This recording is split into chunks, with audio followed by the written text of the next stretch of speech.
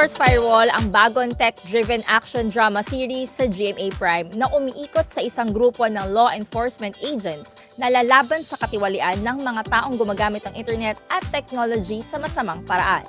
Gumaganap dito si kapuso actor Jack Roberto bilang Hex, isang hacker. Basta makikilala niyo yung character ko, nasa side muna ng kalaban, parang ganun. Tapos doon nila ako mahuhuli. Then, papapasok ako sa firewall. Tapos, naka-pause lang ako all the time. So, nandun lang ako sa headquarters. Nasa PBI lang ako. Fresh lang ako doon, naka-aircon. Nagtatatype, sila nakipagsuntukan. Ganun. Ang Chapel of St. Pancratius sa loob ng La Loma Cemetery sa Caloocan ang real-life location ng headquarters ng team sa serye. Oo, para siyang old church, ganun. Na hindi na ginagamit.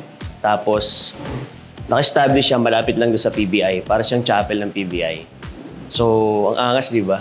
Isipin mo sa old chapel kami nag-set ng mga gamit ng PBI. Looking forward naman si Jack na maipakita ng Task Force Firewall ang iba pang cybercrimes na haharapin ng team tulad ng love scams. Ang dami nabibiktima dyan eh. Yung mga kababayan nating nakaangat, di ba?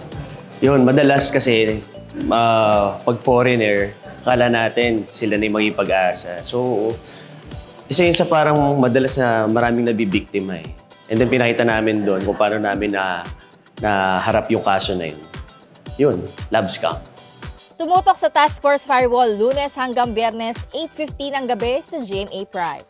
May second telecast din ito sa GTV tuwing 10:30 ng gabi at mapapanood din sa GMA Play. I-download ang GMA Play sa Apple App Store at Google Play. Available din ito sa gmanetwork.com/GMA Play at sa mga Android TV.